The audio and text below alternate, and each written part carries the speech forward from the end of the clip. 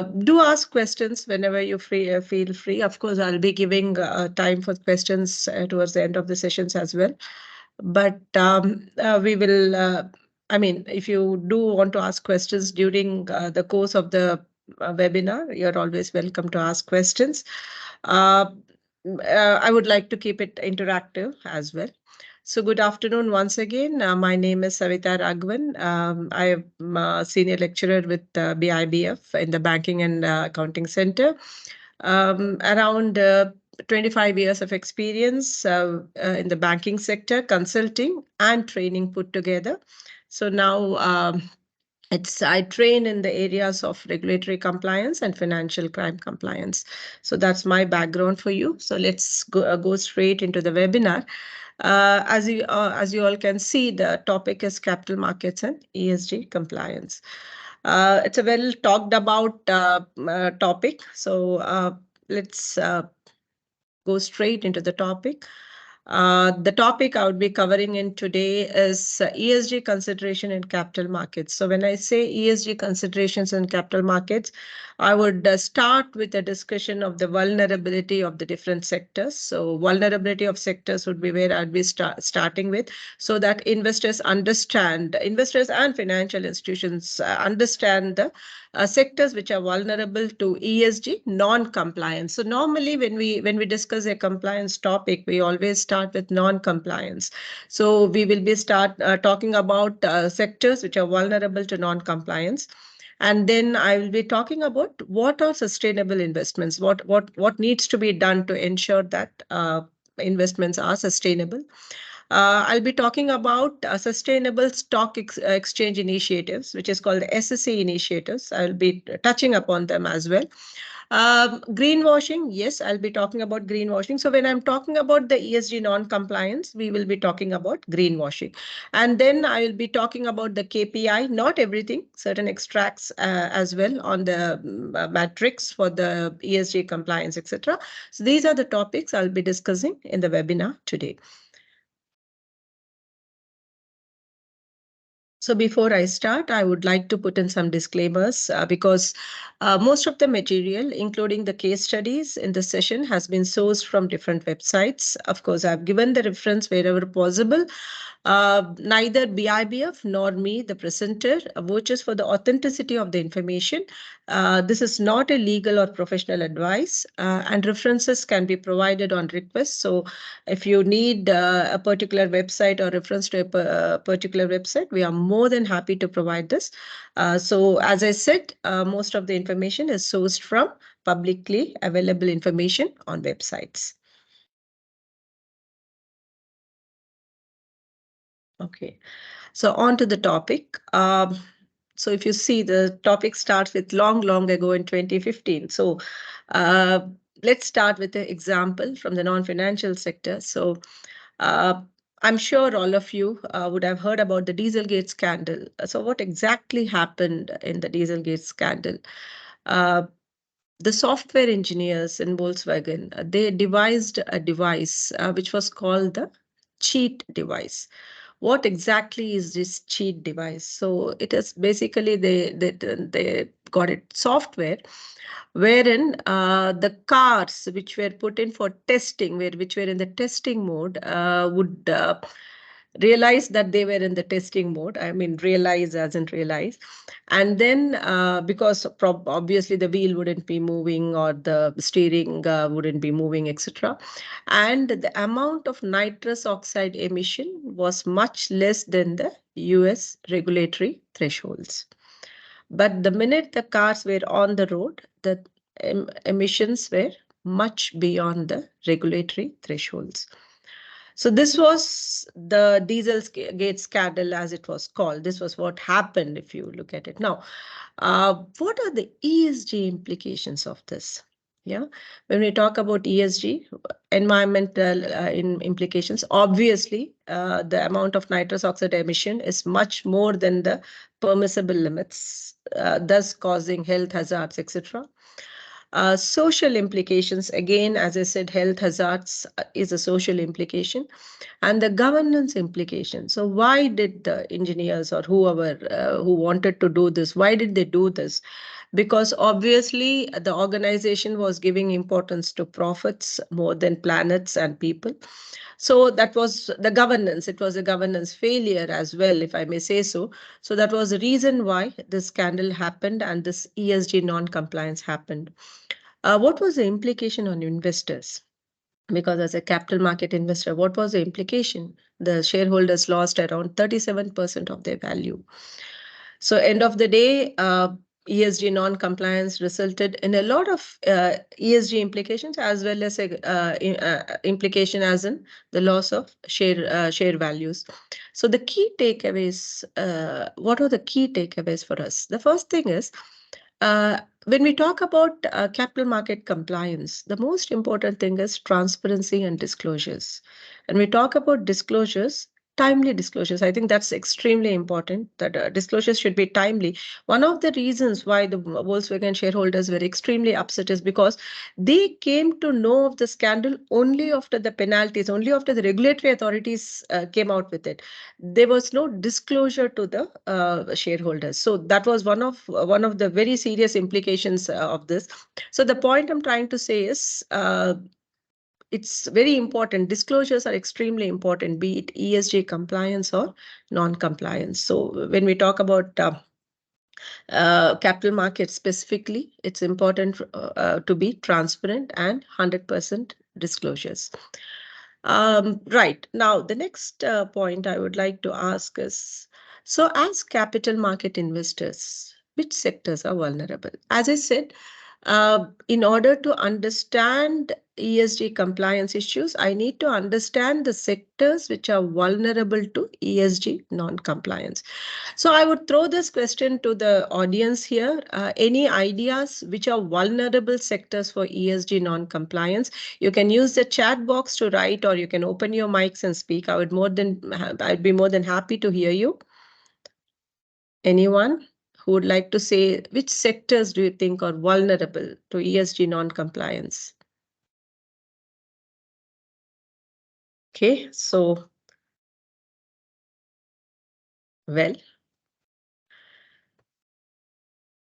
right. Let's start with the sector. I'm not going to name the sector. I think it's pretty obvious from the picture, etc.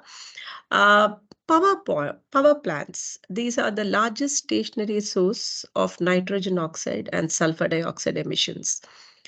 And they are a significant source of mercury and fine particle emissions as well. When we talk about power plants, we are talking about fossil fuel here. And fossil fuel, as you know, is the highest this thing for the greenhouse gas emissions. So fossil fuel fired power plants are also a significant source of emissions of carbon dioxide, which is a important greenhouse gas. Research shows that elevated concentrations of ground level ozone and fine particles aggravate heart and lung diseases, can lead to heart attacks, asthma attacks, stroke, respiratory infections, etc. Now, let's understand the ESG impact here. So environment, obviously, we have nitrogen oxide, sulfur dioxide, we have the fine part, mercury, which is extremely harmful. We have these impact on the environment, social impact, health of people are getting impacted. Governance, yes, obviously, the entity is not doing much in terms of ESG compliance. So obviously, there is a governance impact in this. Uh, any idea which sector is this? Obviously, we are talking about the power plants. The next vulnerable sector we are going to talk about is oil and gas sector. Okay, so ExxonMobil, I'm going to we'll start with an example of ExxonMobil, the US oil company. They had a lot of disclosures, or rather, they were issuing a lot of advertisements saying that obviously they are fossil fuel oriented, but they were saying that they are talking about new energy solutions, basically fuel made from algae, yeah, alternative energy sources. One of its advertisements says that every technology we are working on helps to lower our carbon footprint, because when it comes to addressing climate change, our actions make a difference. Their advertising, their communication, it was all very clearly saying that they were ESG compliant. But as we speak, well, last year and the year before, ExxonMobil was very much in the news because the state of Massachusetts in US, uh, they initiated a lawsuit against Exxon, saying that they engaged in a sophisticated multi-million dollar campaign to downplay the link between fossil fuel and climate change. Right? So non-disclosure, again, as we talk about the capital market compliance, we know, we understand the importance of disclosure. So non-disclosure, not being transparent to the shareholders and the stakeholders. The lawsuit also says that Exxon also undertook a greenwashing campaign. I'm sure all of you must have heard of this term greenwashing a lot. What is greenwashing? Now, uh, greenwashing is, it's a very simple term. In order to understand greenwashing, it is nothing but you're saying that you're ESG compliant when you're actually not. You're contributing to ESG non-compliance or destruction of the environment or greenhouse gas, etc. But at the same time, you're saying that you're be ESG compliant. The fact that ExxonMobil is a fossil fuel-based entity, we know. So honest disclosures about what alternative steps they are taking to offset this emissions or reduce these emissions would have been a better way to handle this situation rather than greenwashing. Yeah. So Exxon was also accused of greenwashing campaigns. So rather than, if you look at the last paragraph, it says, rather than honestly disclose and mitigate climate change risk, ExxonMobil's misrepresentations about and failures to disclose this risk have delayed the needed transition to clean energy. So basically, from an investor's perspective, where are the ESG non-compliance, non-disclosure? That's one main important part. The other one is misleading statements. Greenwashing is misleading the investors, misleading the stakeholders, misleading the shareholders. And greenwashing, again, making false statement and claiming to be something which they are not, was some of the ESG and compliance issues with ExxonMobil. So which sector is this? We are talking about the oil sector.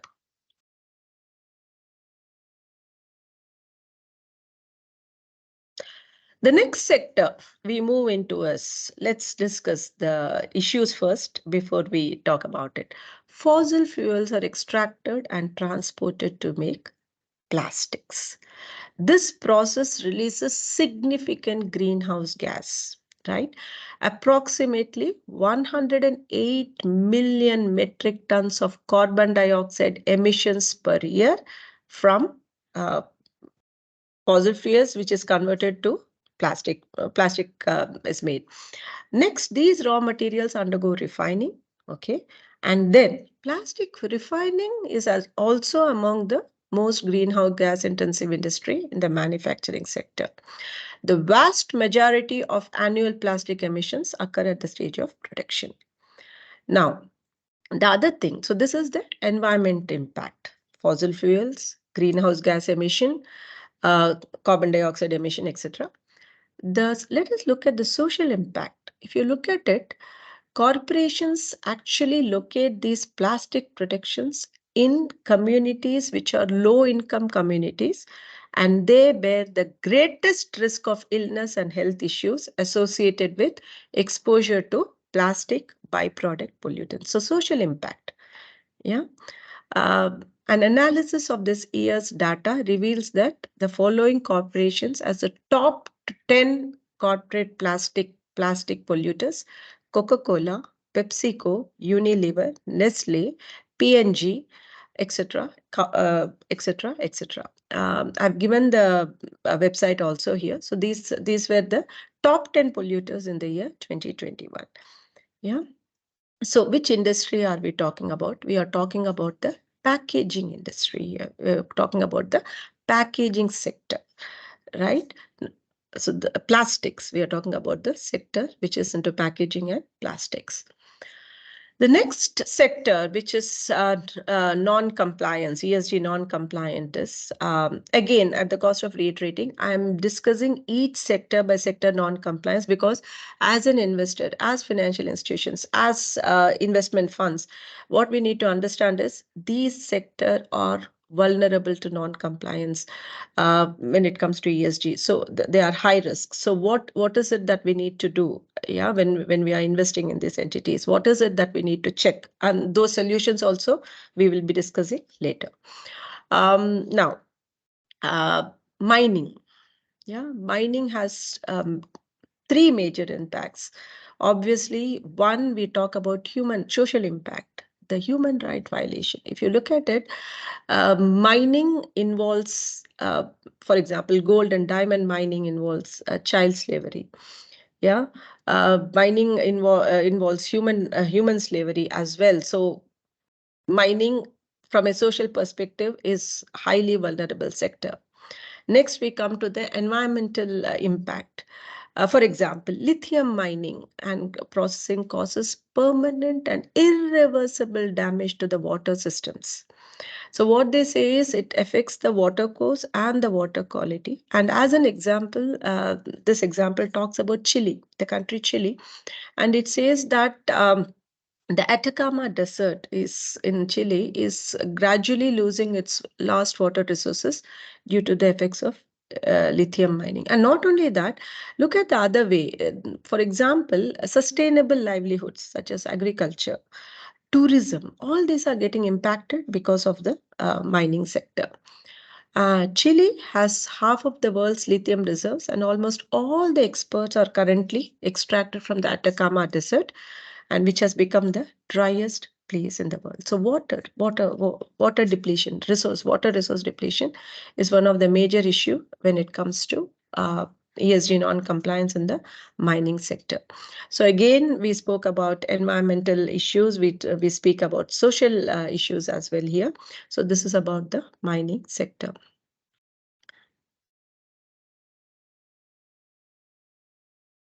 The next sector we are going to talk about is something we all do on a regular basis, shopping, the textile sector, the textile and apparel sector.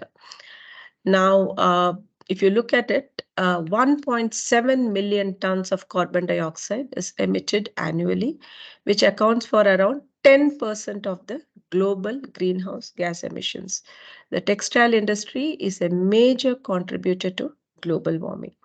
Not only that, if you look at it, it is responsible for about 20% of global clean water pollution from dyeing and finishing products. And not only that, laundering clothes, I'm talking about laundering synthetic clothes accounts for 35% of primary microplastics which are released into the environment. So we are talking about uh, a real issues here. We are talking about the industry, which we are talking about the textile sector.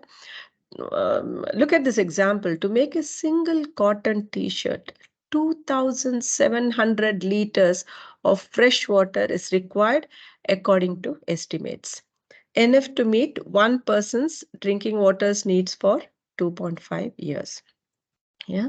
So look at the impact. So the point is the sector, which sector are we talking about here? Textile sector, the apparel sector, the retail and apparel sector. This is one of the top contribution to ESG non-compliance. So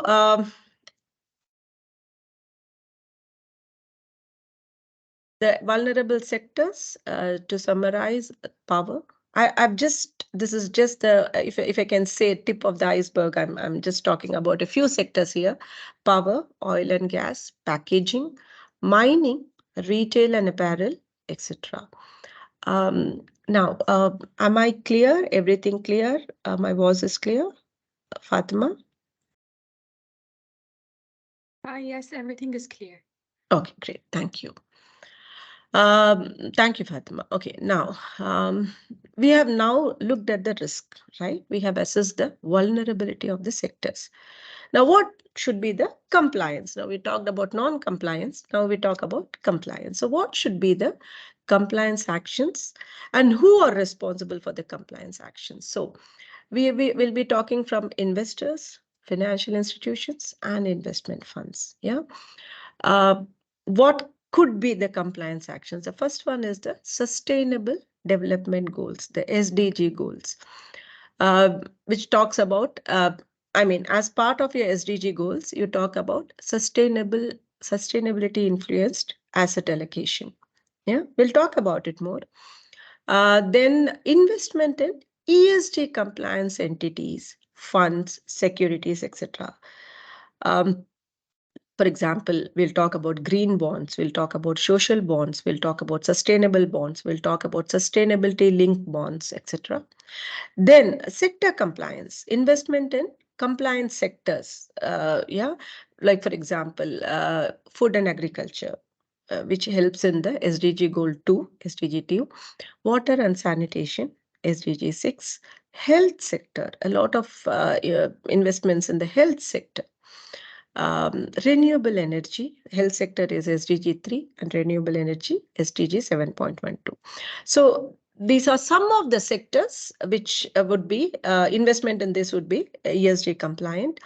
And then, of course, compliance with the ESG guidance of the stock exchanges. As I said, I'll be speaking about SSE initiatives.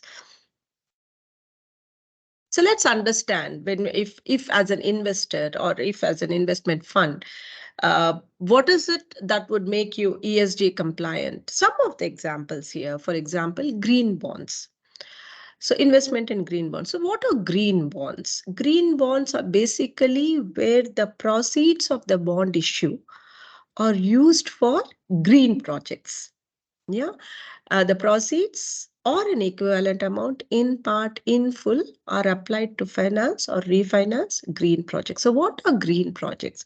Projects that are into renewable energy, for example, pollution prevent and control. It can be something to protect the biodiversity, aquatic animals. I mean, it can be anything which goes to improving sustainability, improving environmental strength, if I may call, if I may say so. So clean transportation, like not emitting the GHGs or nitrous oxide, or so anything that goes into projects which talk about clean transportation, etc.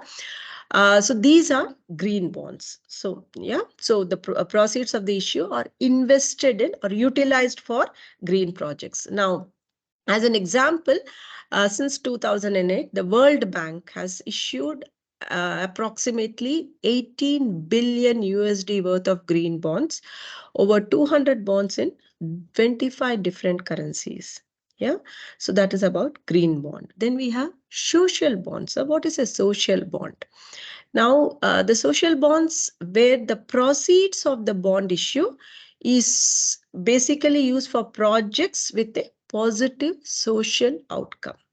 Now, when I say basically poverty reduction or equality, betterment of a community, healthcare, providing healthcare to all these will be socially. So basically, improving on the social aspects. It can be a basic thing as a providing good housing, etc.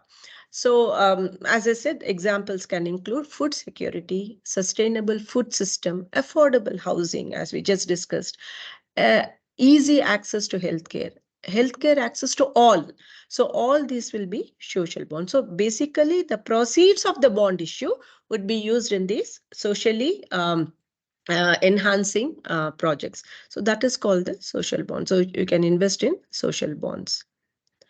Then sustainability bonds. A sustainability bond is nothing but a combination of green and social bonds. So basically, where the proceeds, again, the utilization of proceeds is towards projects which are involved in both green and social projects. So that is a sustainability bond. Now we have something called SLBs, or sustainability linked bonds. Now, what exactly is sustainability linked bonds? Now, in this, the difference is here it is not about the utilization of proceeds. The proceeds can be utilized in for your general corporate purposes or any other purposes, but they are structured in such a way that as the entity, the issuer, meets their sustainability goals, for example, the coupon rate would change. You understand? It can be, for example, if you're meeting your sustainability goals, the interest would come down, right? So something which would encourage the issuer to achieve their ESG objectives, right? And their predefined sustainability. That is a sustainable linked fund. It's not about the utilization of proceeds. The proceeds can be utilized for any general or corporate purposes. So the proceeds are not ring fenced for green or sustainable projects. So this is the difference between SLBs and sustainable bonds, green bonds and social bonds. So any of these are just examples, my friends. I'm not giving you the whole gamut, but just some examples of ESG bonds, ESG compliant bonds. Now we talked about the bonds, right? Let's move on to the equities now. So from a let's first talk about SSE, or the Sustainable Stock Exchange initiative. What is a Sustainable Stock Exchange initiative? It basically, the initiative has grown to include most of the stock exchanges of the world, and it provides an indicator of the growing attention that exchanges are giving to sustainability in their markets. So the SSC aims to bring together, as we discussed earlier, stock exchanges, portfolio investors, listed companies, capital market players, capital market regulators, and policymakers to build consensus and capacity on the SDG issues. It focuses on gender equality, SME financing. We'll go into more details on gender equality when I discuss the KPI metrics, security markets regulation, sustainability reporting, green financing. We have an idea of what all these are. Partnership for Sustainable Capital Markets.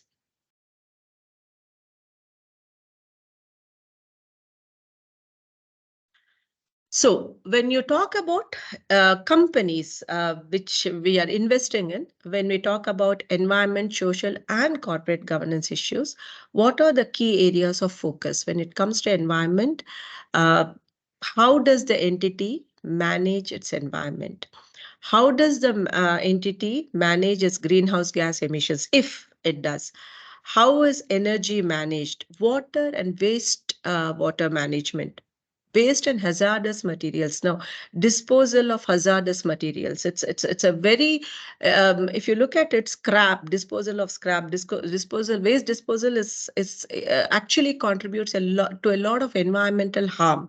So how is it that we effectively dispose waste? That's extremely important as well. And ecological impacts and biodiversity. When we talk about the social aspects, training to the workforce, diversity in workforce, safety, health safety in workforce, customer privacy and data security is also part of the social aspect of ESG, and obviously product quality and safety. And lastly, when we talk about the governance, corporate governance, tone at the top, lead by example, the proper combination for the board, having a good combination of executive, non-executive, independent directors. And as we all know, in Bahrain, we have the new initiative wherein women representation in the board, so gender equality as well. And then internal controls and audits, executive compensation. We'll talk about it, shareholders' rights, and most importantly, ethics. So these are all the ESG consideration which a company should take into account. Okay, now I'm now moving on to the ESG KPIs. Again, as I said, we are talking about ESG compliance here. So as an investor, as a financial institution, as a investment fund, what is it that you should look into before you make an investment decision? Now, these are some of the disclosures which every listed company needs to mandatorily make. So well, mandatorily make or make. I think I'll stick to make. So as of now, so we are going to talk about some of the matrices which you can see and understand as an investor. You can understand the level of ESG compliance. So let us first understand what are the disclosures that need to be made. So let's first talk from the E, that is the environmental aspect. The metric would be the greenhouse gas emission. So how do they report? What is the reporting requirement? Report on actual atmospheric emissions produced as a direct result of the company's energy consumption. So how much energy you consume and what is the emission. The next one is usage of the energy. So report on actual energy consumption, usually reported in megawatt hours or gigajoules. And then we have the usage of water. Conservation, water conservation, as you all know, we just saw that one t-shirt takes around, I mean, water for 2.5 years or something, that we saw that as an example. But yes, water usage. Report on annual amount of water withdrawn, consumed, and recycled. Environmental operations. Now, publish a commitment as to the policy and which international standards are they complying with. That is, I think this is a very easy check which you can do. Which are the international standards a company is complying with in terms of their environmental compliance. I think this is something which we, as an investor, we can easily look into. Of course, the other matrices are easy to look into as well. So if you look at the SDG goals, it's 13, 12, and 6. Then moving on with environmental, it's climate risk mitigation. So report on the amount invested in climate related issues. So in dinars, basically in Bahraini dinars, how much has the entity invested in climate related things such as research, product innovation, etc. And then we move on to the social aspect. What are the disclosures that are required from a, or the matrices which are required from a social aspect is the CEO pay ratio. Disclose the CEO's salary, which includes all bonus payments and incentives as a ratio to a full-time employee salary. Why? To ensure that there is not much, I mean, what can I say? To ensure that there is equality maintained. So that's the reason for this disclosure. Employee turnover. So both voluntary and involuntary turnover, employees leaving the organization both voluntarily and involuntarily.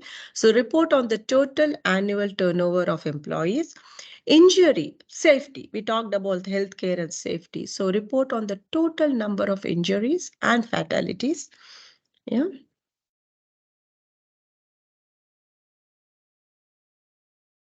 And then we talk about governance. So we talked about the social aspects. Now we talk about the governance aspect. Again, we come to the point of board diversity, wherein report on the amount and percentage of women on board, gender equality. As I said earlier, this is again a corporate governance requirement as well. Independence of the board. First and foremost, the separation of chairman and the CEO, the post of chairman and the CEO, and to have the report on the number of independent board directors, non-executive, executive as well, but report should be on the number of independent board directors. And this is a metric you can easily understand the governance aspect. Ethics and anti-corruption. Do you have ethics policies? Do you have a code of ethics? What are the ABC policies, anti-corruption, anti-bribery and corruption policies of the organization? And then sustainability reporting. Publish a standalone sustainability report or integrate sustainability information in the annual or integrated report. And lastly, external assurance. So verify the sustainability data by an external third party. So these are some of the reporting and some of the methods by which we as investors or so basically how what do you look at? For example, financial institutions, when they are lending, when they are investing, when they are financing, investment funds when they are investing, investors again when they are investing in the capital markets, when they are buying a share, when they are buying a bond. These are some of the matrices which they can look into before taking a decision. And then there is some guidance from the New York Stock Exchange. Basically, the first thing talks about negative or exclusionary screening. What exactly is this? Basically, what they are saying is if you find that some sectors are extremely vulnerable, from your investment decision making, exclude these sectors. For example, if it is into a controversial weapon or arms factory or arms sector, or human right abuses, for example, as I said, certain sectors like mining, even in mining, there are certain industries which can be high risk for human rights violation. So you can exclude them. So which they say that negative or exclusionary screening. I don't want to invest in them. But again, when I'm speaking this way, we have entities which are being compliant. For example, certain mining companies, they are taking steps to use renewable energy, for the mining activities, etc. So this is something which you need to do your due diligence and understand. But generally, you can do some negative exclusionary screening. Positive best in class screening means entities which are extremely ESG compliant and where you can safely invest. Yeah. um, Norms based screening. So for example, are they compliant with the norms issued, for example, SSE initiatives, we talked about this, or ISO standards, or any OECD guidance on sustainability, so, or the United Nations Global Compact. So basically, based on the norms they adhere to, you can decide where to invest, which component to invest. Then ESG integration. Basically, have they incorporated the ESG risk? As an institution, you can explicitly incorporate ESG risk and opportunity into traditional financial analysis and investment decisions.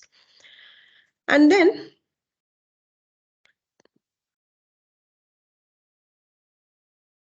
sustainability themed investing, as I said, investing with a specific emphasis on one or more sustainability themes like gender equality, climate change, etc. Investing, this impact investing is a bit difficult to achieve, but yes, I think it's important that we invest with a desire to achieve positive environmental and social impact. Of course, financial return is important, but giving equal importance to planet, people, and profit. So that is the I give most important. I mean, importance to planet is given along with people and profit. Then corporate engagement and shareholder action, investing to facilitate engagement with company management on ESG issues, and voting on or proposing ESG linked shareholder resolution. So these are some of the actions you can take as an investor or a financial institution or an investment fund to ensure that you invest in ESG compliant industries. So that brings us to the end of the discussion.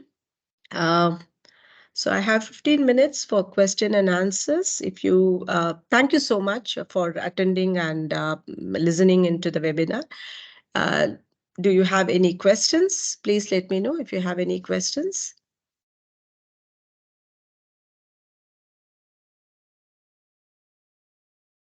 Any questions, anyone? Presentation. Thank you very much. Thank you, Shafi. Thank you so much. Anyone else has any questions? Please feel free to ask.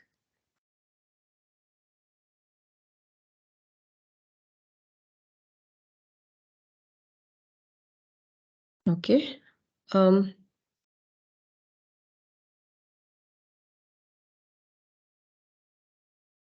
Anyone from the Bursa?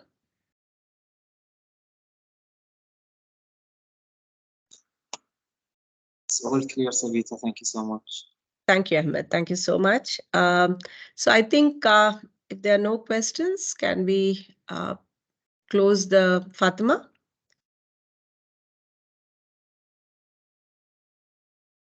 Thank you, Basa. We can close the meeting, Fatima, if there are no questions coming forward.